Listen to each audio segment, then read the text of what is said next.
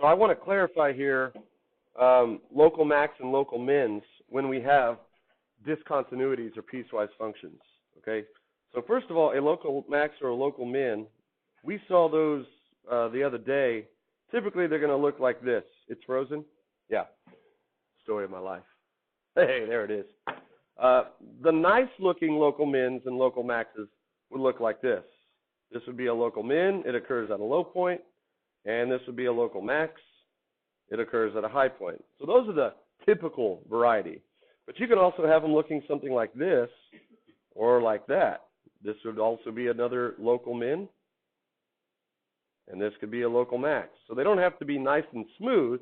They can actually have kind of sharp points there. But what happens if you have discontinuities? Well, first of all, let's say this. A local extrema, and remember extrema is plural for either max or min. So a local max or a local min cannot, we'll use the one-word variety of cannot occur at an endpoint. So let me ask you, can a local max or a local min occur at an endpoint? No. Okay. But an absolute max or an absolute min, or a global max, a global min can. The local extrema has to have an open interval around it. So here's the definition of a local maximum. If there is an x value, now I'll go to D for this one, such that if you go to the function value, which is right there, and if you look immediately to the left and immediately to the right, you find smaller values on either side, you have a local max. So we would have a local max right here at x equals D. Okay, does everyone see why? You go to the function value, which is the dot, and immediately to the left and immediately to the right, we have values that are lower. And the word immediately is very important because that means just to the left and just to the right. If you look too far to the right of D, you have values that are much bigger now. So that's why we say it's a local max. So they can occur at discontinuities. Let's look then at part C. The same thing would go for a local min. If you look immediately to the left and immediately to the right, and you find y values that are bigger, then you have a local min. So we actually do have a local minimum right there at x equals C. That's the location. I didn't give the y values any value here, so we're not going to talk about what the min and max value are. All right, so keep that in mind now. Let's look at B. Here's the function value at B. Is there going to be a local max or a local min at x equals B based upon this new criteria? No, because if you look immediately to the left, you have values that are lower, but if you look immediately to the right, you have values that are bigger. So that's not a local anything. And that was the only other one on the open interval. Notice that A, somebody might make an argument that at x equals A, that is a local min, because in the vicinity of A, it's the lowest value. But we're not going to call that a local min because, why? Is there anything to the left of it? No. So that's an endpoint. So local max and local mins have to live on through streets. They can't live on cul-de-sacs, if you want to think about it that way. And since this is a left endpoint, it will be the global min. It turns out that that's the global minimum value. There's nothing lower than it anywhere, but it's not a local minimum value. Similarly, over here at x equals E, the right endpoint, is that going to be a local maximum? It will be the global maximum location, but it will not be a local max because, again, that is a right endpoint. There's nothing to the right. So to be a local max or a local min, the graph must live on either side of that value. Immediately to the left and immediately to the right, you have values that are either lower or higher. Okay? So that should help you with some of those questions in the worksheet. There was a couple that had discontinuities on that. All right, so now we're going to get back to where we were when we left off ages ago, it seems like. Symmetry. We had two types of symmetry we were talking about. A function that is an even function has what type of symmetry? Just to review. An even function has y-axis symmetry. Good. And that's the folding symmetry. If you fold it on the y-axis, the graph will coincide with itself. The algebraic test, which we're going to use today, is f of negative x equals f of positive x. That means that regardless of which side of the y-axis you're plugging into, as long as it's the same distance away, plugging in a 5 or a negative 5, a 10 or a negative 10, because of the y-axis symmetry, you're going to get the exact same output. A function that is an odd function has what type of symmetry? Rotational, but we call it origin symmetry. Yeah, but it is a rotational symmetry. We don't call an even function folding symmetry. We call it y-axis symmetry. But it is a folding symmetry. We call it an odd function origin symmetric, and it is a rotational symmetry. So that would be putting your finger down at the origin and spinning it 180 degrees. So the algebraic test for this is if you plug in a positive x, you're going to get a certain y value. And if you plug in the negative version of that, you're going to get the opposite y value. So here's the algebraic test for that. Where do we write it? Over here. F of negative x is not equal to f of x, but rather f of negative x is equal to the opposite of f of positive x. So opposite x values, opposite y values. That's what an odd function means. Opposite, that's another word that starts with O. So origin, odd, opposite. That's pretty nice. All right, so what we're going to do now in example 6 is without the graph, we're going to use the test for symmetry to determine if these functions are either even, odd, or possibly neither even nor odd. And I'll show you how to do it. Example 6, determine algebraically if the following are even, odd, or neither. So here's the test. The test involves the following. You're going to replace x with negative x. And you're going to do that for even or odd. And you're just going to see what happens. So this is the notation that I expect to see, f of negative x. So notice that we have negative x squared. So going back to what I told you all at the beginning of the year, the way to help yourself be successful is to first replace x with what? Parentheses, right? And now, whatever we plug in over here, namely a negative x, we plug in right there. And now we're going to simplify. What is negative x quantity squared? Negative x times negative x. Positive x squared. Yeah. So this becomes positive x squared times the negative that's out front, now makes that negative x squared plus 5. Now that we've simplified that, you compare it to the original. How does it compare to the original? It's exactly the same, right? So this actually is equal to f of x. And notice what we just did right here. Through this mathematical logic, we have f of negative x equals f of positive x. Therefore, so now you could say therefore, or I like the word so. So f of x is what? Even, odd, or neither? Even. Yeah. So we're replacing x with negative x because if I do it for x and not an actual value of x, I'm doing it for all x. It's a variable. It's kind of how you prove it. But you could also verify quickly in your head. Because it is squared, you plug in like a negative 2 versus a positive 2, it's not going to make any difference, right? Because negative 2 squared is 4 and positive 2 squared is 4. So you get the same output when you plug in a negative or a positive. Now, I wonder why we call these types of functions even. What type of exponent do we have on the x? It's an even exponent, right? And what's a negative number raised to any even power, whether it's squared or fourth or sixth? It's the same as a positive number raised to that power, right? If you take a negative number and you raise it to an even power, 2, 4, 6, 8, 10, it's going to be a positive answer, okay? So that's why we call them even functions. So this graph has y-axis symmetry. All right, this one here, g of x. You don't have to write test, but you have to show me what you're doing. The test is to replace x with negative x. So you're going to show me g of negative x. I'm going to go through first here and put parentheses squared minus 4 parentheses plus 3. Help yourself, help yourself. Put parentheses first. And then come back and drop in your negative x. And now you're going to simplify as you go from left to right. What is negative x squared equal to? Positive x squared, right? A negative times a negative is a positive. In the next one, I got negative 4 times negative x. That makes it positive 4x and then plus 3. Now you simplified it, compared it to the original. Is this thing right here the exact same thing as g of x? No, it's not.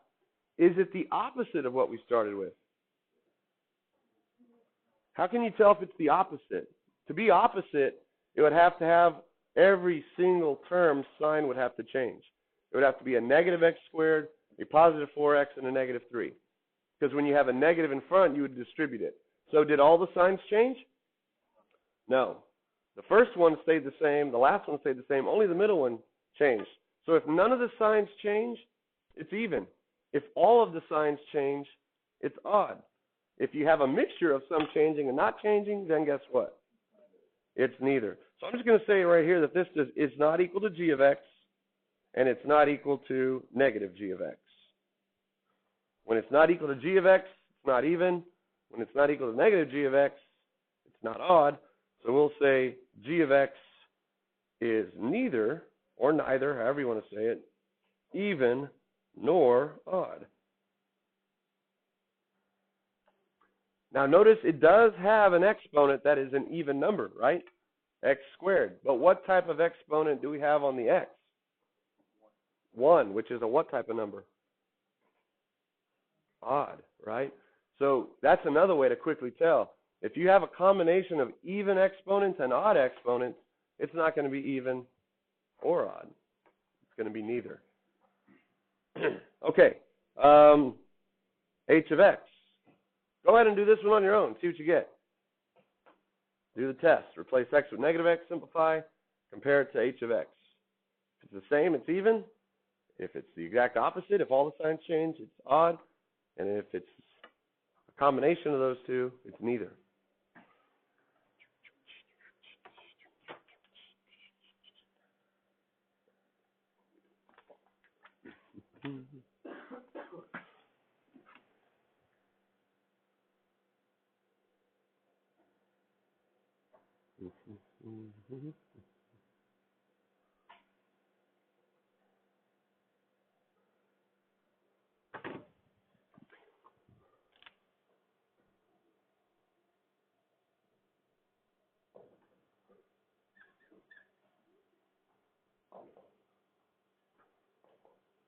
Happy National Savings Day, by the way. All right, cool. What'd you get? Even, odd, or neither? Neven? Neither. Very good. I like that better. It is neither. Here's why. If you replace x with negative x, you get 2 times negative x cubed minus 3. Because you have an odd power here, you're going to keep the negative sign, and that becomes negative 2x cubed minus 3. So you compare it to the original. It's not exactly the same. It's not the opposite either. We only had the sign change on one term, not both. And so this would be neither. So really all you have to do now is just say this does not equal h of x, and it does not equal the opposite of h of x. So h of x is neither even nor odd. That's a lot of writing, but at least it's easy. Even nor odd. Now there's a quicker way to do it. If you kind of understand what we're doing, you could just look at the terms. When you replace that with a negative 1, is that sign going to change or stay the same? If it's an odd power, it's going to change, right? The sign will change. So that one's going to change. Will a constant ever change? No. So if that one changes and that one doesn't change, immediately you can say h of x is neither. If both of them changed, you could immediately say, hey, it's going to be odd. And if neither one of them changed, now you could say it's even. Okay? So if you get the exact same thing, it's even. If you get the exact opposite, it's odd. And a combination would be neither. So let's go ahead and try that on this one, because I do want you to be able to just look at it and tell me at a glance. So if you replace, notice both of these have t's in them. If you replace this t with a negative, will the sign of this first one change or stay the same? It'll change, right? Because we have an odd power. Will the sign of the second term change or stay the same? It will also change, right? Because it's to the first power. Both of the exponents are odd numbers. So that one's going to change and that one's going to change. If all the signs change, it's guess what? It's odd, right? So this is going to be an odd function. Here's actually the math behind why it works. You're going to have a negative 1/2 times the negative t cubed minus the negative t. So again, parentheses help you from making careless mistakes. Negative t cubed is actually negative times t cubed. So that becomes positive 1/2 t cubed. And this becomes plus t. This is equal to the opposite of v of t. How do I know it's the opposite of v of t? Because v of t had both signs negative. Now we have both signs positive. So if I put a negative in front and distribute it, I'd get back to what I started with. And so all you have to say is, so V of t is odd. That doesn't mean it's peculiar, right? Peculiar odd. It means it's an odd function. It has origin symmetry. Okay, let me give you one more here. How about, we'll call this D2. We'll call it, how about R of M equals 4m to the 7th plus 3m to the 5th minus 2m to the 1st plus 11. Don't do the algebraic test. I just want you to look at that and be able to tell me, is it even, odd, or neither? Anyone want to go for it? Neither? Why? The positive 11 is the party pooper, right? If all the other terms are like, hey, I'm going to change. I get an extreme makeover today. I'm going to change. The 11's like, nope, I'm not. I'm constant. I'm always 11. This is an odd power. That is an odd power. That's an odd power. So that's going to change. That's going to change. That's going to change. But the constant doesn't change. So this is a neither function. Very good. Very good. That's a neither function. What if I took the 11 off? Now it'll be odd, right? Because now all of the signs are going to change. So constant, having a constant like plus 11 or plus 5 or anything, they kind of ruin origin symmetry. And that should make sense. Because what does plus 11 do to any graph if you add it to it? Moves it up. In this case, if it did have origin symmetry, look at this graph right here. This is just the graph of x cubed. If you took the graph of x cubed, it has origin symmetry. What if you raised it up just 1 unit? Does it still have origin symmetry now? No, because you still have to hold it down at the origin. When you turn it upside down now, the y-intercept goes from positive to negative. So unfortunately, vertical shifts or constants, they ruin origin symmetry. So if that 11 weren't there, now it would be odd. What if I did this? What if I changed all these to like even numbers, 6, 4, and 2? Would that be even, odd, or neither? That would be an even function now, right? Because the 3 terms that we have all have variables, and all of the exponents are what types of numbers? Even. So that one's not going to change. That one's not going to change. That one's not going to change. So this would be an even function. What if I throw plus 11 back on the end of it? Very good. It's still even. Because remember, for an even function, we don't want any of the signs to change. And 11's like, that works out well for y'all guys because I'm never changing anyway. So vertical shifts or constants do not mess up even functions or y-axis symmetry. Here's an example. Just look at your old faithful friend x squared. It has y-axis symmetry. If you move it up 11, does it still have y-axis symmetry? Yeah, you can move it up and down all day long. It's not going to change the folding symmetry. So there you go. There's a nice summary. All right, so now we're going to look at, I don't know why those are crossed out. Now we're going to look at ratios. R of m equals m cubed over 3 minus 2m squared. Let's go ahead and look at it this way. If an odd number, well, let's actually do the algebraic test. I don't want to get right to the generalization here. Let's just do the algebraic test. When in doubt, do the algebraic test. We're going to place m with negative m. So we get negative m cubed in the top, and in the bottom we get 3 minus 2 times negative m squared. And now we simplify. The numerator, because it's to the 3rd power, the sign of it is going to what? Stay the same or change? It'll change, right? It started positive, but now it's going to be negative m cubed. And that's negative 1 times m cubed. And in the bottom, it's raised to the 2nd power, so it's going to stay the same. So it's just 3 minus 2m squared. If you compare this to what we started with, is it exactly the same as what we started with? No, it's not. The bottom looks good. The bottom's exactly the same, but the top is not. So is this the opposite of what we started with? Let's first say this. This is not equal to r of m. Because it's not equal to r of m, it's not an even function. But is it the opposite of r of m? If you pull this negative that's in the numerator, if you pull it out front, is this the same thing? Is this line here equivalent to the one above it? It is, because it's just a single term. You could pull the negative out in front, which means you could actually put parentheses around it. When you pull one negative out from either the top or the bottom, you don't pull it out from both, okay?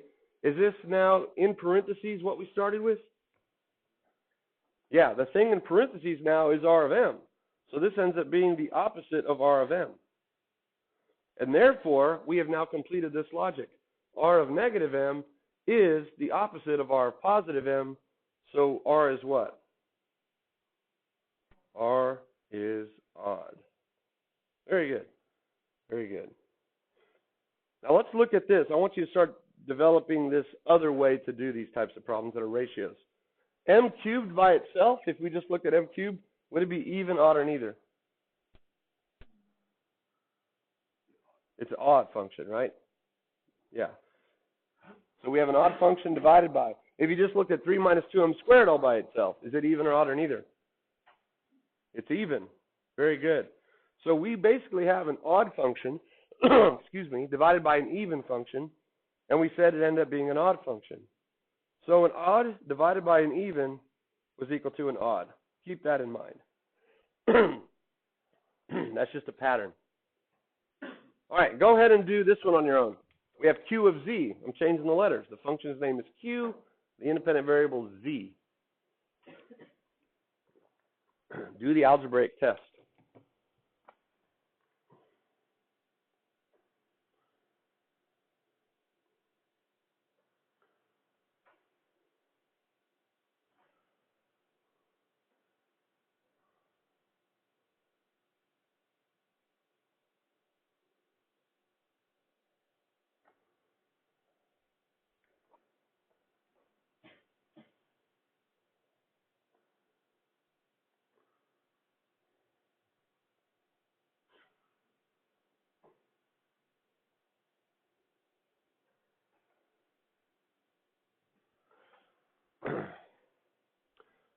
Replace every z with a negative z in parentheses and simplify.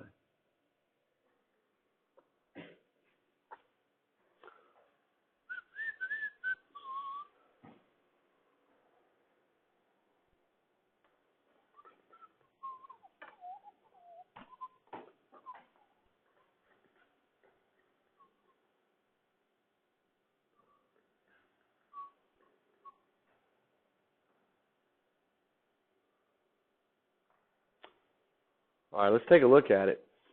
The numerator, what ended up happening in the numerator? Was it even or odd, the numerator by itself?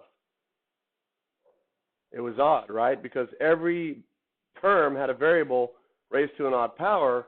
All of the signs changed. So the numerator was an odd function to begin with. The denominator, what happened in the denominator? Was it even or odd? It was also odd. We had a z cubed and a z to the first. Both are odd powers, so both signs changed, and so we had an odd. Now, when we actually come down here to the bottom and compare it to the original, is this exactly what we started with? It doesn't appear to be, okay? So what you might do is factor out a negative. But if I just factor out a negative from the top, like I did in the previous one, the top is going to look like the original top, but the bottom is still going to be kind of messed up. So what you're going to do here is you're going to factor out a negative from both the top and the bottom. So you get negative 3z to the fifth minus 6z cubed plus z with the negative up front. Then you factor a negative out of the bottom, and you get 3z cubed plus 4z. Now, because I factored a negative out of the top and the bottom, and not just the top, what happens to a negative 1 essentially divided by a negative 1? What's a negative 1 divided by? These are really negative 1, so if you want to do that, what is negative 1 divided by negative 1? Positive 1. So this actually comes out to be just 3z to the fifth minus 6z cubed plus z all over 3z cubed plus 4z. And if you compare that to what we started with way up here, that looks exactly the same. So now if we complete the logic, we have here on the left, q of negative z equals q of positive z, which means q is what? Even. Q is even. So let's come back up here now. An odd function divided by an odd function turned out to be an even function. Interesting. An odd function divided by an even was an odd, and now an odd function divided by an odd was an even. Yes, sir? The way you had it before you factored out semantic, Mm-hmm. would that just not be odd? No, it's not odd because if you just have a single polynomial, and I'm glad you asked that. If we just had a single polynomial, if all the signs change, it's odd. But when you have a ratio of two polynomials, if all the signs change in the top and all the signs change in the bottom, as we just saw, it ends up being even. Here's why. If you just factored out the negative from the top, okay, let's say I factored out the negative from the top on this line here. The bottom would still be negative 3z cubed minus 4z. Because I factored that negative one out from the top only, I could bring that negative one, just like I did on the previous example, into the front. But now if I close it off like that, this is now the opposite of something. Is the thing in the parentheses the same thing as what we started with? No. So in that case, it wasn't like the previous problem where I just factored it out from the top and I ended up with exactly the same thing. So I had to factor it out of the bottom as well. And because I factored it out of both the top and the bottom, it ended up being an even function. Okay? So only that little trick of all the signs changing only works with a single function. If you have a ratio of two functions, that doesn't work. I guess I'll keep going here. But you're not going to have to do this algebraic test. What we're doing right now is we're looking for patterns. That's what mathematicians do. We like to look for patterns.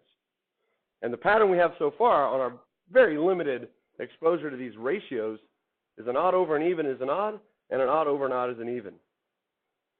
Okay, let's see if we can now predict, based upon these two examples, what this one's going to be without, yeah? So can you have a neither? You can have a neither. Yeah, but we haven't seen one of those yet. Okay? Let's look at example G. What type of function do you have in the top? Even, odd, or neither? It's a neither function. I'll use n for neither. And what's the denominator? Even, odd, or neither? Even, right? What do you think the symmetry is going to be of the whole thing? I either want the entire ratio to be exactly the same when I replace x with negative x. Well, the top's going to ruin that, right? There's no way because I can't change. I would have to be able to change that sign like we saw in the last one. So it's not going to end up being the same. Or I want it to be the exact opposite. And in order to be the exact opposite, I would need the signs of either the top or the bottom to change, but I can't change this one at all because of the 6. So guess what happens if you have a ratio and you have a neither in either the top or the bottom? Guess what it does to the whole symmetry? It throws it off. Yeah. So this is going to be a neither function. A neither function is like the party pooper. You don't want to invite him to your party because he kind of spoils everything. You got an even function in the bottom. Yeah, you go even, but a neither in the top, now the whole thing's neither. Bummer. Okay? So anytime a neither occurs in a ratio, either in the top or the bottom, the whole thing's neither. All right, this is one I like to give on quizzes, and I trick people on quizzes with this type of problem. Go ahead and do it yourself, just right there at your desk, and pretend it's like a quiz. Determine if that's even, odd, or neither. When in doubt, go back and do the algebraic test. Replace x with negative x. That always works. Sometimes you might recognize patterns a little sooner, but this one's not a ratio.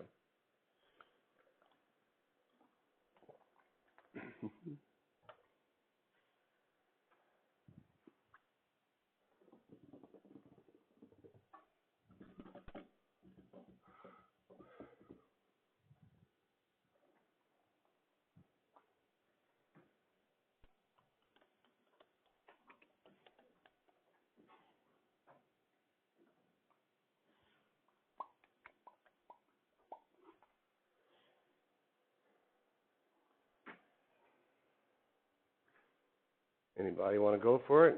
Even, odd, or neither?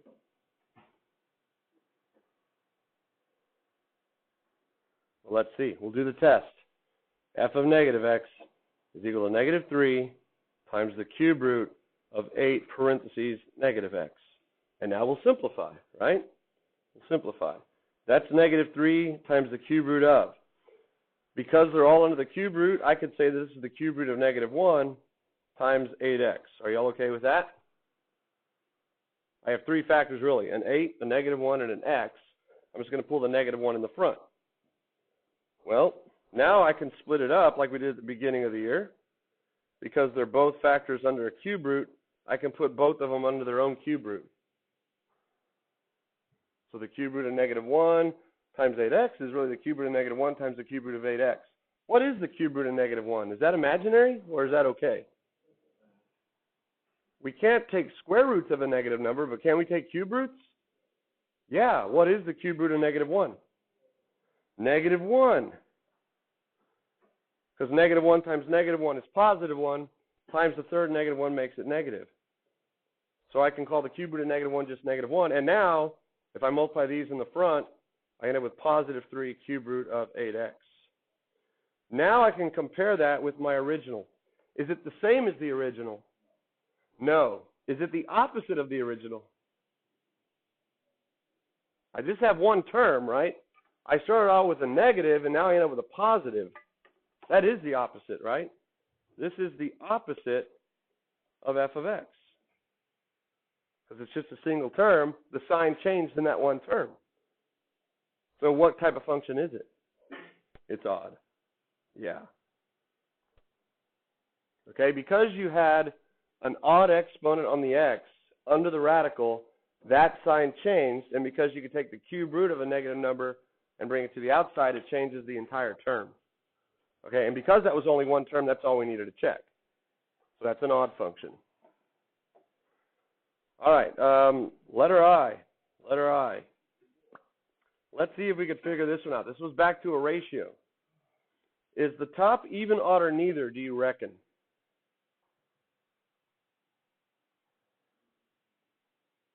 What if we rewrote d to the 2/3 as the cube root of d squared? Yes. All over d squared plus 4. That might help you do your analysis, right? We don't necessarily think in terms of fractional exponents, but we know d to the 2/3 is the same as the cube root of d squared. Look at the only two variables in this entire problem. They're both raised to the second power, which is an even number. So in those two little locations, if you plug in a negative number or a positive number, are they going to be the same or different? The same, yeah. So the top ends up being an even function. And the bottom also is an even function. What do you think an even function divided by an even function is? It'll be an even function, yeah. That's pretty easy to determine because for the whole function, when you replace d with negative d, you're going to get the exact same thing in the top and bottom, which means you're going to get the exact same function. So an even over an even is an even. So when it comes to ratios now, we're kind of limited. We have 4 examples. An odd over an even was an odd over an odd was an even. A neither spoils the party for everybody and becomes a neither function. And an even over an even is an even. I wonder if we could summarize these rules now, okay? First and foremost, for polynomials, okay? If you just have a string of terms and there's no ratio, if you replace x with negative x and none of the signs change, then the function is a what? It's an even function. And it doesn't even have to be polynomials. It could be like one-term dudes like we had right here. But typically we use polynomials. If you replace x with negative x and all of the signs change, then it's going to be what? Odd. It's going to have origin symmetry. If you replace x with negative x and some of the signs change in some of the terms, but other terms don't change at all, you get a mixture, then you get a neither function. Yeah. Now, for ratios, what did we say an even divided by an even was? An even. What did we say? We had this one up here earlier. An odd divided by an even, or an even divided by an odd. What do you think that's going to be? Odd. What did we say an odd divided by an odd was? Was that odd? Even. Before we go any further, does anyone see the pattern here? or how we could figure it out based on something we already know? What's that? It's like negative and positive. Very good. Even functions act like positive numbers, right? They stay the same. Whereas odd functions act like negative numbers because they end up being the opposite. So now this makes it easy. If I ask you what an even divided by an even is, that's like saying what's a positive divided by a positive. It's just positive, so it's still even. An even divided by an odd or an odd divided by even is now what's a positive divided by a negative or a negative divided by a positive. It's going to be negative, so it's odd. And right here, what's a negative divided by a negative? A positive. So an odd divided by an odd is an even. So there you go. That makes it real easy now. If you have a ratio, you don't have to go through all of this test. You could have just come up here and said, oh, I have an odd function over an even. It's going to be an odd function. Here I have an odd function over an odd function. It's going to be even. Very good. And then, of course, if you have a neither over whatever or a whatever over neither, then guess what happens? That's neither. So what I mean by whatever is that could be an even, odd, or neither by itself. A neither divided by a neither is still a neither.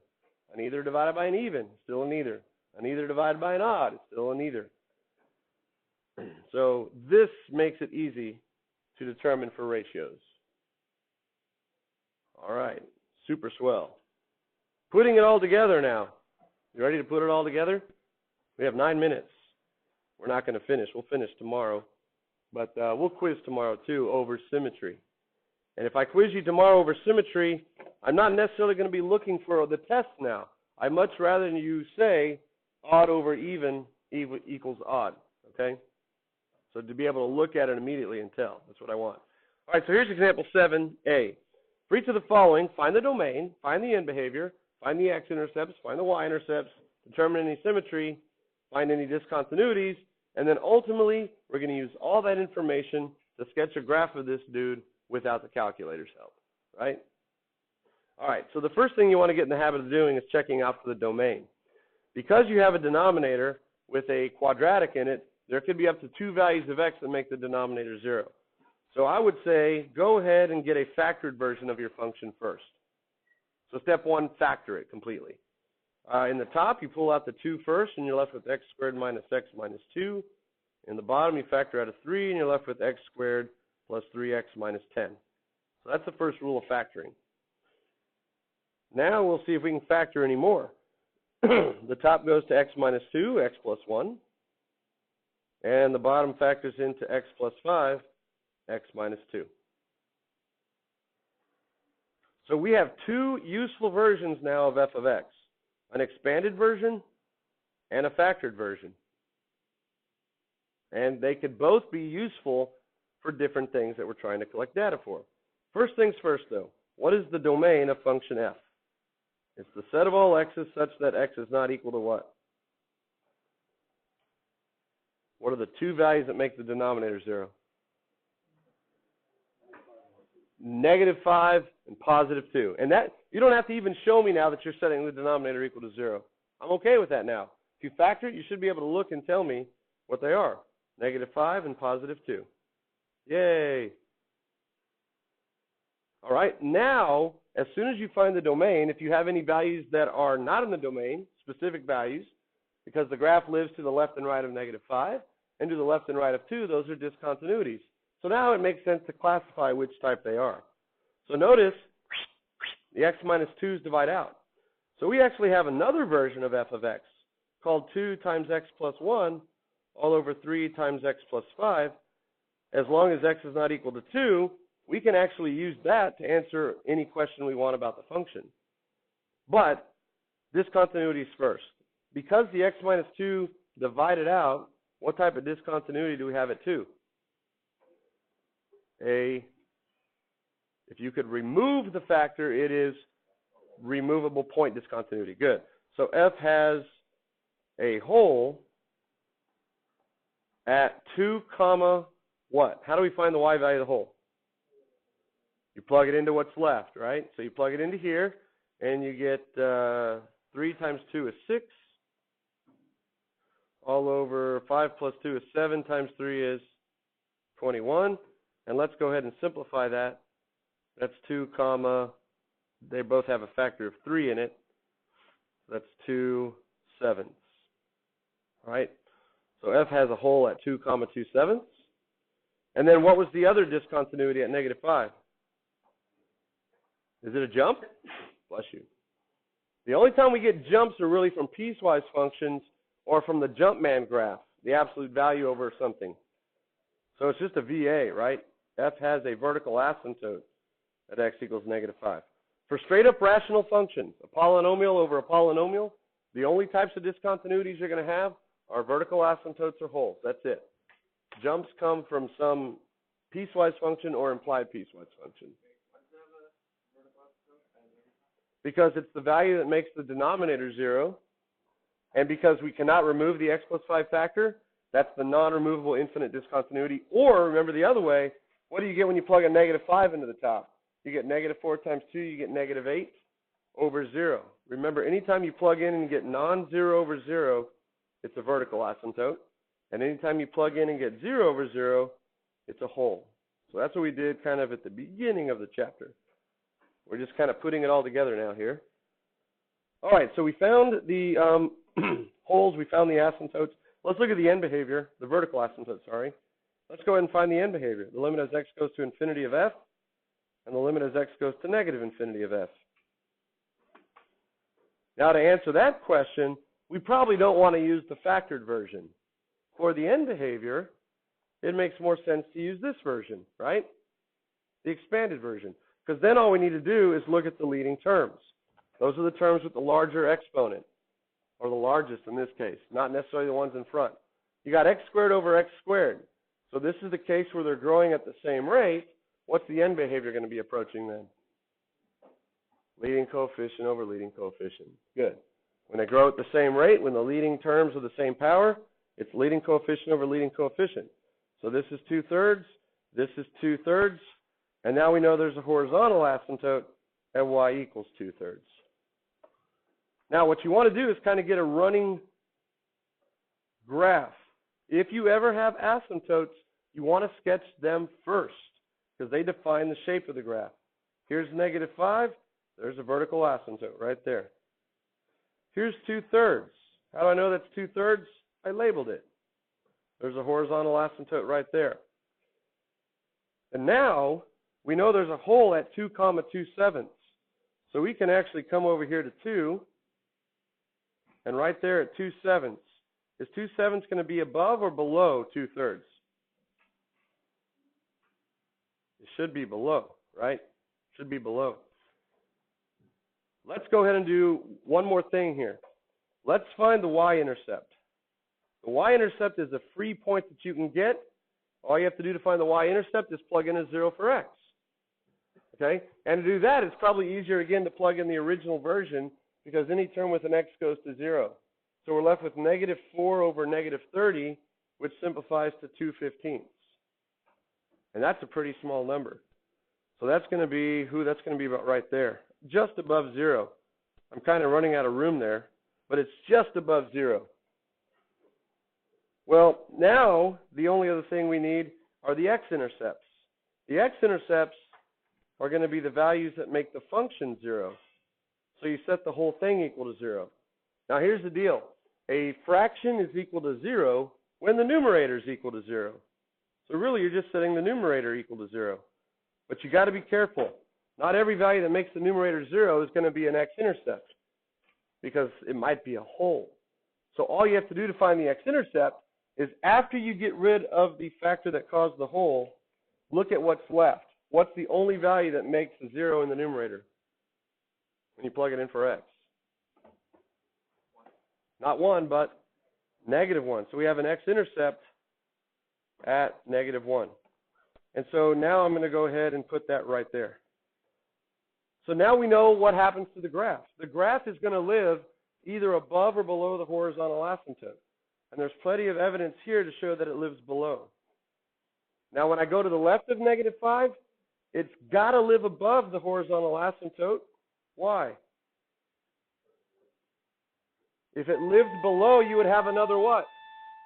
X-intercept. And since we don't have another x-intercept, it has to live above.